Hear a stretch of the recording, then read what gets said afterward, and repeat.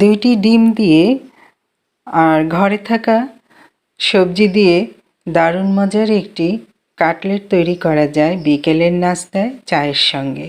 খুব মজা করে জমে খাওয়া যায়। আর বাচ্চাদের টিফিনে, এমনকি অতিথি আপ্যায়নে। চলুন তবে দেখে নেওয়া যাক। প্রথমে আমি 2টি ডিম সিদ্ধ করে নিয়েছি। এই ডিম দুটোকে গ্রেট করে নেব। আপনারা চাইলে একটি ডিম দিয়েও এই কাটলেটটি তৈরি করে নিতে পারবেন। ঘরে থাকা সবজি আলু ও গাজরও আমি একই সঙ্গে গ্রেট করে নেব এবং গ্রেট করার পর পানি দিয়ে ভালো করে ধুয়ে পানিটা চিপে পানি ঝরিয়ে নিয়েছি। দিয়ে দিলাম গ্রেট করা ডিমের সঙ্গে। এবার আপনি আপনার ঘরে থাকা যে কোনো মশলা স্বাদমতো ব্যবহার করতে পারবেন। এখানে আমি পেঁয়াজ কুচি, কাঁচামরিচ কুচি, ধনিয়া পাতা কুচি দিয়ে দিলাম, স্বাদমতো লবণ। এরপর দিয়ে দেব হলুদ গুঁড়ো, জিরে গুঁড়ো, মরিচ গুঁড়ো, গোলমরিচের গুঁড়া আর গরম মশলার গুঁড়া দিয়ে দিব।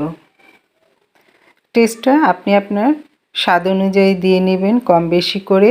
আদা রসুন বাটা সামান্য পরিমাণে দিয়ে দিলাম। চাট মশলার গুঁড়া কিংবা ম্যাগি নুডলসের যে মশলার প্যাকেট থাকে সেটিও আপনি দিয়ে নিতে পারেন। যেটি আপনার হাতের কাছে থাকবে সেটি দিয়ে নিতে পারেন। এখানে আমি দিয়ে দিলাম চাট মশলার গুঁড়া। পুরোটাই দিয়ে দিলাম। এবার দিয়ে দিব কর্নফ্লাওয়ার 4 টেবিল চামচ দিয়ে দিলাম। আপনার হাতের কাছে যদি এটি না থাকে তাহলে ময়দাও দিয়ে দিতে পারেন। স্বাদের কোনো হেরফের হবে না। এবার হাত দিয়ে ভালো করে মাখিয়ে নেব। মাখানোটা খুব ভালো হতে হবে, সবগুলো মিশে গেলে বন্ডিংসটা ভালো আসবে। তা না হলে বন্ডিংসটা ভালো না হলে এগুলো ঝুরো ঝুরো হয়ে ভেঙে যেতে পারে। তবে মনে রাখবেন এতে কোনো পানি ব্যবহার করবেন না। মাখানোর পর 10 মিনিটের জন্য রেস্টে রেখে দেব। এরপর হাতে তেল মেখে এবার পছন্দ অনুযায়ী যে কোনো শেপে আপনি করে নিতে পারেন।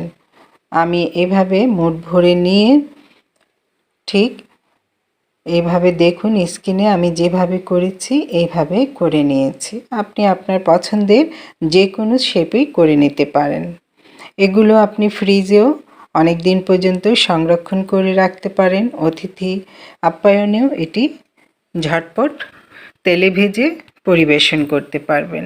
যারা এখনও আমার পেজটি ফলো করেননি তাদের প্রতি অনুরোধ রইল ফলো করে রাখবেন এবং চ্যানেল থেকে যারা দেখছেন তারা চ্যানেলটি সাবস্ক্রাইব করে পাশে থাকা বেল আইকনটি প্রেস করে দিবেন।